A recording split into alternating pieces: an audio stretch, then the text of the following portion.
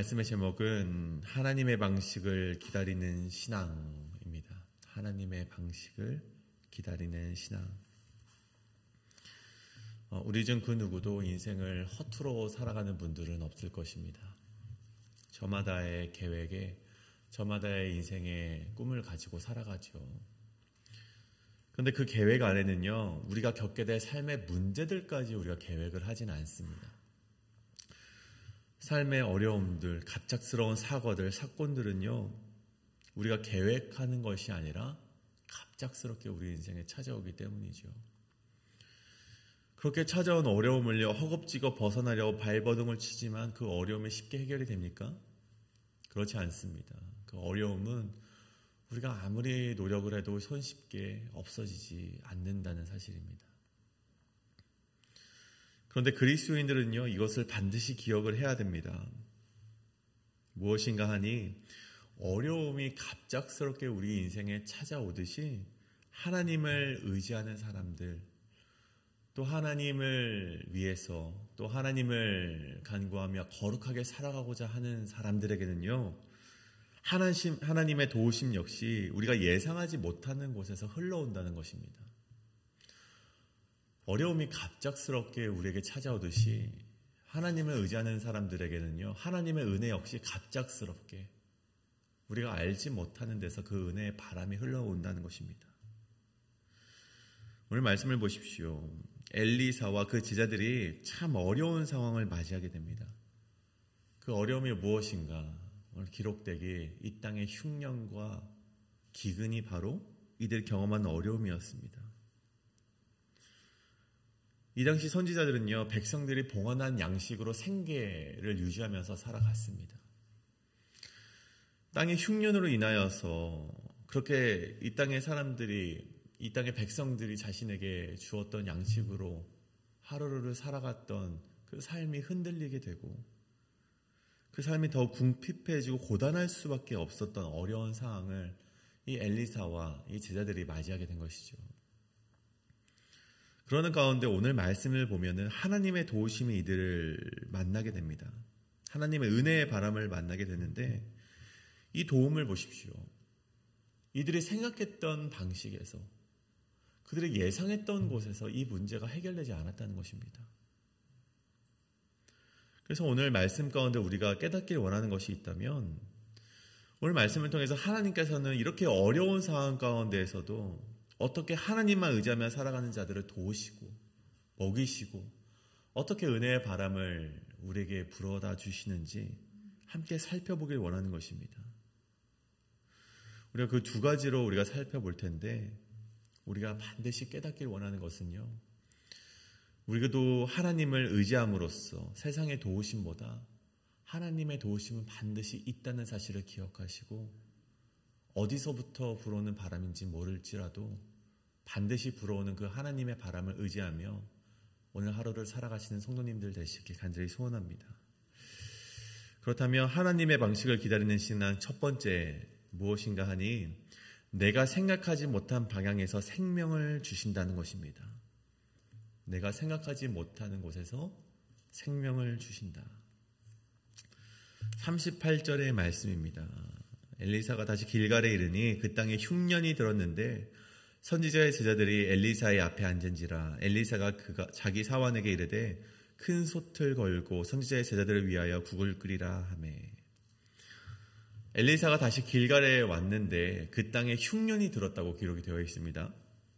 이 길갈은 어떤 지역인가 하니 엘리야로부터 이어져 오던 선지자들의 무리들, 손쉽게 말해서 이 선지자들의 학교가 있었던 곳이 바로 이 길갈이라는 지역이었습니다.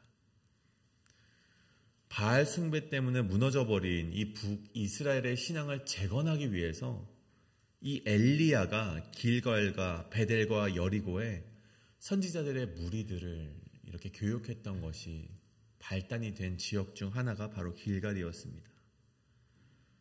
그리고 그 엘리야의 제자였던 엘리사가 다시 길갈로 갔을 때 이 선지자들의 무리를 만나게 되었고, 그리고 또 그 갑작스럽게 온 흉년 가운데 굶주리고 있는 제자들을 위해서 손수 음식을 대접하였다라는 것이 바로 오늘 말씀의 시작 부분의 말씀입니다. 오늘 엘리사가 사환에게 국을 끓이라 말하고 39절에는요. 한 사람이 국에 들어갈 채소를 넣기 위해 들에 나가서 이 드로박을 따서 국에 넣었다라고 기록이 되어 있습니다. 근데 오늘 말씀에 이 들호박이라는 것을 뒤에 기록되어서 알고 있지만 먹을 수 있는 열매가 아니었다는 것이죠. 이 열매가 정확하게 어떤 열매인지 성경이 말하고 있지는 않지만 이 학자들이 말하길 이 콜로신드라는 식물일 가능성이 있다라고 말을 하고 있습니다. 이 콜로신드가 무엇인가 하니 한국말로 하면 독수박이라고 합니다. 이 독수박은요 굉장히 쓴맛을 내고 계속해서 먹으면 이 복통과 심지어는 신경통을 일으키고 결국에는 많이 먹으면 죽음에 이르게 하는 식물이라고 하죠.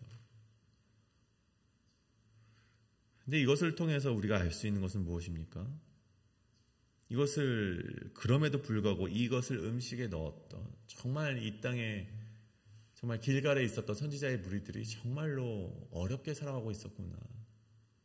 먹을 거 못 먹을 거 없이 우리가 생명을 유지할 수만 있다면 정말 쓴 것이라도 넣을 수밖에 없었던 그 삶을 우리가 가늠해 볼 수가 있는 것이죠. 그렇게 들호박을 국에 끓여 제자들이 먹게 되었는데 제자들이 한 입을 먹더니 국이 쓴 것을 알게 됩니다. 그리고 엘리사에게 외쳐 이르되 솥에 죽음의 독이 있다라고 말을 하죠. 그들이 흉년 속에서 정말 먹을 것이 없어서 굶주리고 있는데 그래도 엘리사라는 하나님의 사람이 와서 그 국을 끓여 주었는데 그것을 먹으니 굉장히 씁니다. 이 당시에는 쓴 것이 바로 죽음과 연결되어 있었는데 그렇게 쓴 것을 맛보고 나니 이들의 마음이 굉장히 동요될 수밖에 없었던 것이죠. 그때 오늘 말씀에 엘리사가 무엇라 말을 합니까? 가루를 가져오라고 합니다. 그리고 그 가루를 솥에 던지니 이 솥에 이 쓴맛이 없어졌다고 기록이 되어 있죠. 여러분 한번 생각해 보길 원합니다. 이 가루가 능력이 있는 것입니까? 이 엘리사가 가져온 가루가 어떠한 비범한 능력이 있어서 그 쓴 국을 달게 했을까요? 우리는 그렇지 않다는 것을 이미 알고 있습니다. 이 가루는요, 하나님의 능력을 보여주는 단순한 매개물이었을 뿐입니다. 엘리사가 여리고의 오염된 물을 고칠 때 어떻게 합니까? 소금을 던지지 않습니까? 소금을 던져서 이 오염된 물을 정화했던 우리 사건을 얼마 전에 우리가 경험을 했습니다. 이때 엘리사가 무엇라 말을 하는가 하니 여호와의 말씀이 이 물을 고쳤다라고 말을 합니다. 소금이 고친 것이 아니라 여호와의 말씀이 이 물을 깨끗하게 했다는 것이죠. 우리 성경을 보면요, 여러 가지 이러한 사건들이 있는 것을 보게 됩니다. 일례로 이스라엘 백성이 홍해를 건너서 사흘 길을 걸어서 마라라는 곳에 도착을 합니다.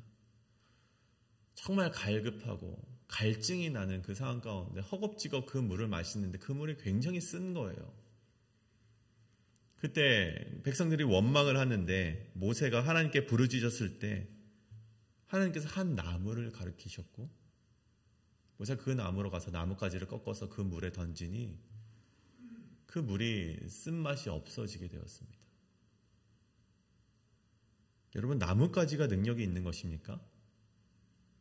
아니죠. 하나님의 말씀이, 하나님의 능력이 이 쓴물 가운데 임하였기 때문에 그 쓴물이 달게 되었다는 것입니다.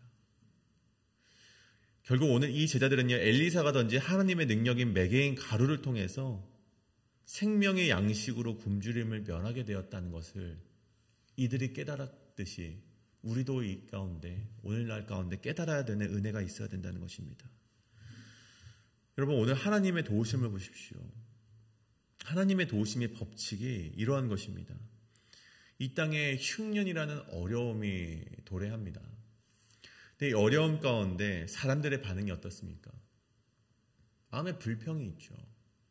그것을 해결하기 위하여서 하나님의 사람이 국을 만들어 줍니다. 근데 이 국 역시 쓰다고 요동하고 불평을 하는 것이 이 땅 가운데 사람들이죠. 근데 다시 한번 하나님을 의지하는 자 엘리사가 이 밀가루라는 하나님의 능력을 넣게 되고 생명의 양식을 그들이 마주하게 됩니다. 여러분, 이 모든 사건의 주체는 엘리사도 아니었고 가룟도 아니었습니다. 이 사건의 모든 주체가 되시는 분은 자신의 사람을 살리시고 먹이시는 하나님이셨습니다. 여러분, 하나님을 의지한다는 것이 무엇입니까? 과연 우리가 이 굶주림을 면할 수 있을까? 과연 이 가루를 넣은다 해서 쓴맛이 없어질 수 있을까? 그렇게 해서 될까? 그 방식이 먹힐까? 그 해결책이 과연 정말 우리를 살릴 수 있을까? 그렇게 의심을 한다면, 하나님의 능력을 의심한다면 여러분의 굶주림이, 여러분이 갖고 있는 어려움이 결코 해결되지 못한다는 것입니다.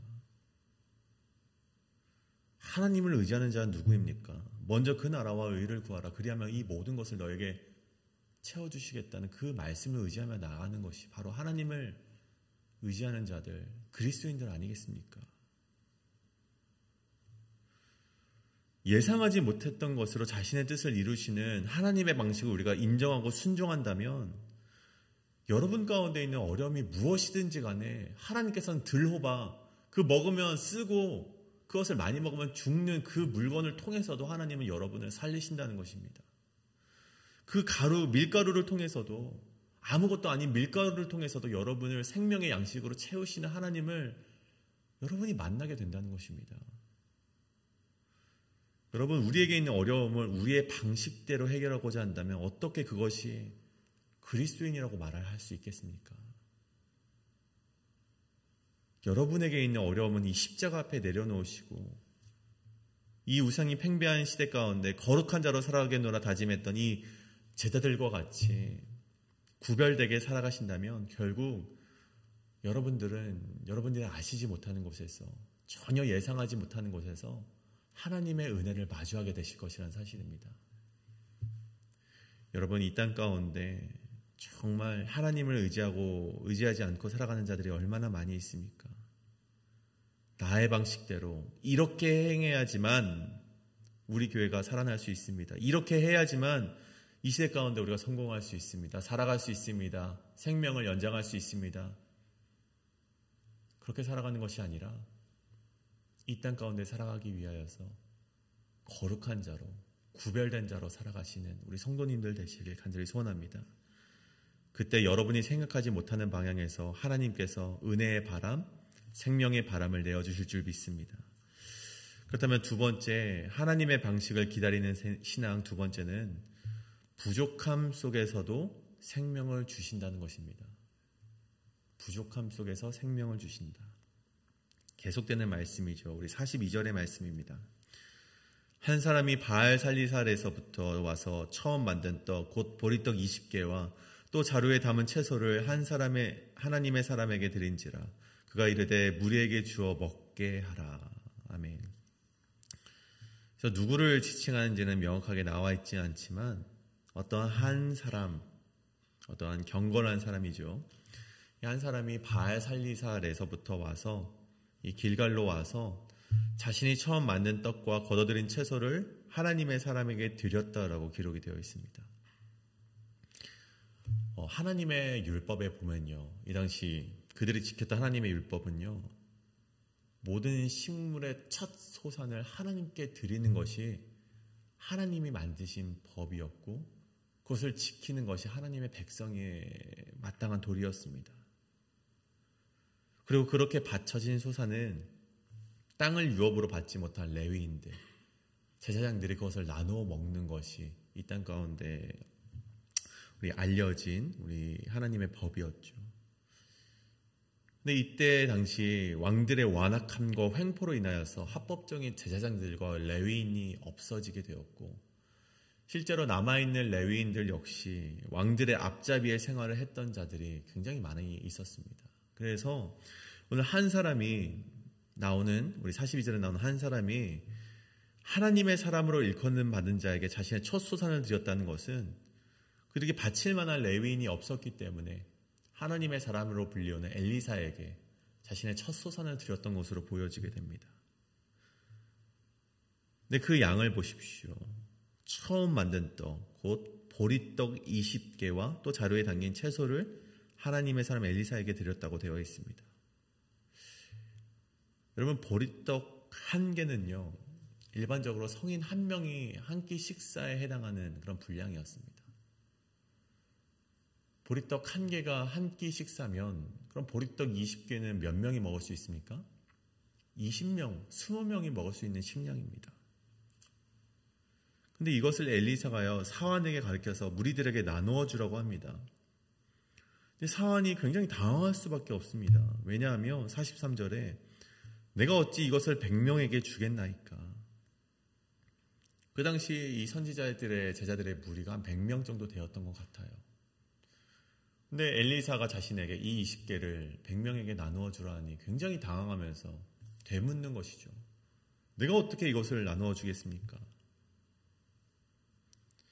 마치 오병이어 사건 속에서 제자들의 그런 반응을 생각나게 하는 대답이죠. 근데 그때 엘리사가 무엇라 말을 합니까? 여호와의 말씀이 그들이 먹고 남으리라 하셨느니라. 여러분 보십시오. 여호와의 말씀이, 하나님의 말씀이 그들이 먹고 남으리라 하셨다고 합니다. 앞서 보여주셨던 기적과 동일한 원리가 이 말씀 속에서도 발견되게 됩니다. 이들에게요, 흉년이라는 어려움이, 기근이라는 어려움이 계속해서 이어져 가고 있는데, 이때 보리떡 20개라는 터무니없는 양식이 그들에게 주어집니다. 이때 사환의 반응이 어떻습니까? 요동하면서 불평을 하게 됩니다. 내 어찌 이것을 사람들에게 나눠주겠습니까? 말도 안 되는 소리 하지 마십시오. 안 됩니다. 앞서서 말했듯이 이 굶주리고 있는 상황에서 우리 다 죽게 되었을 때 이 쓴 것을 어떻게 먹겠습니까? 요동했던 것들이 바로 제자들의 모습이었던 것이죠. 그리고 오늘 사환의 모습도 이것을 어떻게 나눠주게 됩니까? 라는 불평을 우리가 보게 된다는 것입니다. 하지만 그럼에도 불구하고 엘리사의 행동은 하나님의 말씀에 그것을 나누어 주라는 것입니다. 그 결과가 어떻게 됩니까? 그들이 먹고 남는 양식, 정말 하나님의 말씀대로 된 것을 보게 되는 것입니다. 여러분, 오늘 말씀, 그 앞전의 사건과 그 뒷전의 사건에는요, 그렇게 큰 그런 갭이 있지 않습니다. 큰 시간의 그런 차이가 있는 것이 아닙니다. 그럼에도 불구하고 앞서 보여주셨던 기적에도 불구하고 또다시 어려움에 봉착되자 사환의 입에서 나온 것은요, 자기 생각에서 비롯된 불평과 불신이 가득했고 그 입을 통해서 불평이 나왔다는 것입니다. 여러분, 이스라엘이 하나님의 은혜를 입어서 그 모진 고역의 땅 애국을 벗어났습니다. 하나님께서 보여주신 10가지 기적을 통해서 하나님의 능력이 그들을 맛보았는데 그들이 일주일이 채 지나지 않은 시간 가운데 홍해를 마주하자 그 입에서 불평이 나오게 됩니다. 하지만 그마저도 하나님께서 은혜를 베푸셔서 홍해를 건넜는데 그 이후 3일이 되자마자 3일이 지났을 때 마라의 땅에서 그들은 입에서 또 한 번 불평을 내비치게 됩니다. 여러분, 하나님의 은혜를 경험한 사람들이 입에서 불평을 한다는 것이 정말 그것이 하나님의 사람인가 우리가 되돌아봐야 된다는 것이죠. 이스라엘 백성은요, 몇 년이 지난 것도 아닙니다. 몇 해가 지난 것도 아니고 몇십 년이 지난 것도 아닙니다. 일주일이 채 지나지 않은 상황 가운데 하나님의 은혜를 잊어버리고 그 입속에서 불평이 나오고 그 홍해를 갈라지게 하는 엄청난 사건 속에서도 3일이 지났을 때 그 입에서 그 기적을 잊어버리게 되고 또 한 번 불평이 나오게 됐다는 것입니다. 오늘 말씀을 보십시오. 얼마 지나지 않았습니다. 그 쓴 국을 밀가루를 통해서 하나님께서 은혜를 베푸시고 생명의 양식으로 베푸셨음에도 불구하고 또다시 얼마 지나지 않아서 너무 터무니없이 부족합니다. 이것으로는 먹일 수 없습니다. 되묻고 있는, 불평을 하는 사환의 모습을 보게 된다는 것입니다. 여러분, 그렇다면 하나님께서 왜 그러한 어려움을 우리에게 주시는지 알아야겠죠. 왜 자꾸만 우리에게 그런 어려움을 먼저 우리에게 허락하시는지. 여러분, 그 마라의 호숫가에 이스라엘 백성을 당도하게 하셨을 때, 그리고 나뭇가지를 던져서 그 마라를 달게 하신 뒤에 하나님께서 이러한 말씀을 하십니다. 여호와께서 그들을 위하여 법도와 율례를 정하시고 그들을 시험하실세. 너희가 여호와의 말을 들어 순종하고 내가 보기에 의를 행하며 내 계명에 귀를 기울이면 내가 애굽 사람에게 내린 모든 질병 중 하나도 너희에게 내리지 아니할 것이다. 여러분, 왜 하나님께서 믿는 이에게 어려움을 주십니까? 하나님이 주시는 시험이라는 것입니다. 이 약한 북이스라엘 가운데 구별되게 살아가고자 결단했던 이 선지자 무리들, 길갈에 모였던 이 선지자 무리들에게 하나님이 원하시는 것이 무엇이었습니까? 너희 이 어려움이 당도했을 때 너희 어떻게 할래? 너희 지금 너희의 생명을 위협하는 이 어려움이 너희에게 당도했을 때 너희 어떻게 행동할래? 하나님께서 이렇게 우리에게 묻고 있다는 것입니다. 여러분, 하나님의 백성이 아니면 하나님께서 여러분을 시험하시지 않습니다. 그들에게 있는 건 그저 심판뿐입니다. 여러분, 구별된다는 것이 무엇입니까? 나에게 어려움이 왔을 때 구별된 자들이 하는 행동은요, 하나님께 이 문제를 맡겨드리는가, 하나님을 의지하며 이 문제를 해결하려고 하는가, 그것에 달려있다는 것입니다. 결국 하나님께서는 자신을 의지하는 자에게 은혜를 베푸시되 우리가 알지 못하는 방식으로, 우리가 전혀 생각하지 못하는 방식으로 그 은혜의 바람을 우리에게 내비쳐 주시고 부족함을 채워주신다는 사실입니다.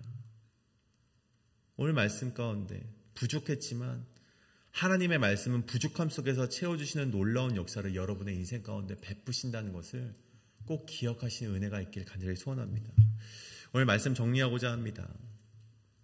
제가 많은 선교의 경험이 있는 것은 아니지만 이 교회, 제가 사역했던 교회 가운데 빠지지 않고 단기 선교를 경험했습니다.